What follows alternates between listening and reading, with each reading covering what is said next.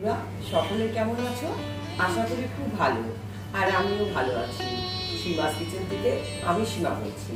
তোমাদের সবাইকে জানাই আমার আন্তরিক প্রীতি, শুভেচ্ছা ও ভালোবাসা। আজকে আমি শেয়ার করব বন্ধুরা গ্রাম বাংলার একটা ঐতিহ্যবাহী রেসিপি। পটলের লতা দেখেছো বন্ধুরা? সেই পটলের লতা দিয়ে আমি তোমাদের শুক্তো বানিয়ে রাখাবো।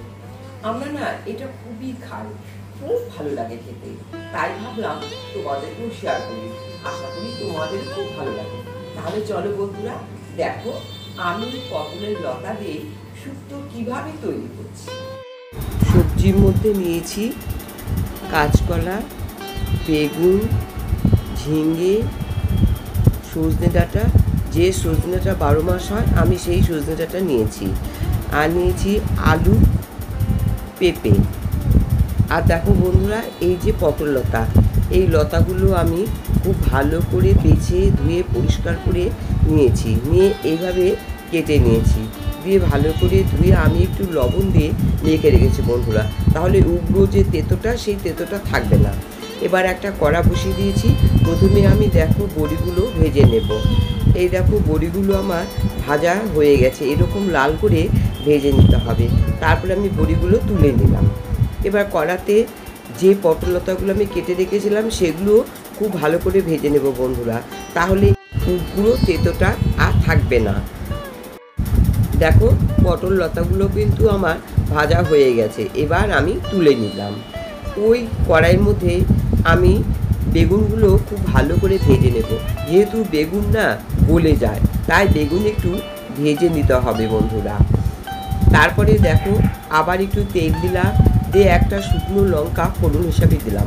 তোমরা অবশ্য নাও দিতে পারো, আমি জাস্ট ফ্লেভারের জন্য দিলাম একটা তেজপাতা আর 5 ফোড়ন। এবার 5 ফোড়নের ফ্লেভার বেরোলে আমি অন্যান্য সবজিগুলো এর মধ্যে ঢেলে দিলাম। এবার সবজিগুলো বন্ধুরা কিন্তু মিডিয়াম হিটে খুব ভালো করে ভেজে নিতে হবে। সবজিগুলো কিন্তু খুবই ভালো করে ভাজতে হবে বন্ধুরা। দেখো সবজিগুলো আমার ভাজা হয়েই গেছে। এবার আমি এর মধ্যে দিলাম আদা ও রাঁধুনি বাটা। দেখো এবার আরেকটু আমি ভেজে নেব।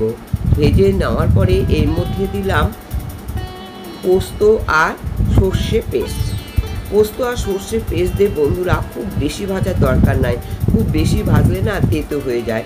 সেই জন্য যাতে গন্ধটা না থাকে সেই জন্য আমি একটু ভেজে নেব। দেখো ভাজা হয়ে গেছে। আর একটা বাটিতে আমি ইসুদুষ্ণ গরম দুধের মধ্যে একটু কর্নফ্লোর গুলে নিলাম, দিলাম লবণ আর দিলাম একটু মিষ্টি। শুক্তোর মধ্যে না একটু মিষ্টি না দিলে বন্ধুরা ভালো লাগে না, জাস্ট ব্যালেন্সের জন্য আমি একটু মিষ্টি দিলাম। তোমরা যারা মিষ্টি পছন্দ করো না তারা অ্যাভয়েডও করতে পারো। এবার সামান্য একটু কষিয়ে নিয়ে এর মধ্যে দিলাম ফুটিয়ে রাখা গরম জল। তারপরে দিলাম দেখো 1 গ্লাস মতো দুধ। দুধ না দিলে কিন্তু শুক্তো ভালো হয় না বন্ধুরা, দুধ কিন্তু মাস্ট। এই দেখো ফুটতে শুরু করেছে।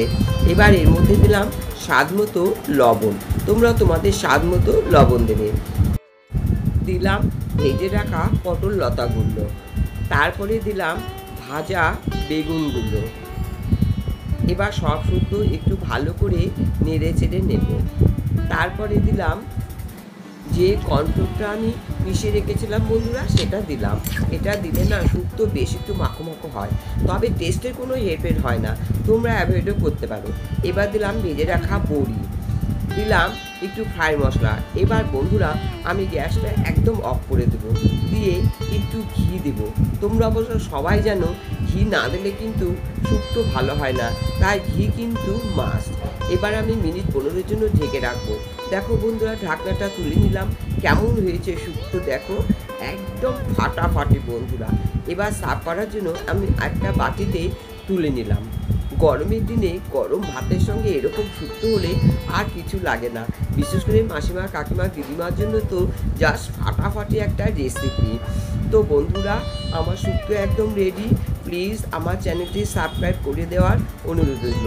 আর হ্যাঁ বন্ধুরা, বেল বাটনটি অন করতে ভুলো না, তাহলে যখনই আমি কোনো নতুন আপডেট করবো তার নোটিফিকেশান তোমরা পেয়ে যাবে। আজকে তাহলে আসি বন্ধুরা, সবাই ভালো থেকো, সুস্থ থেকো।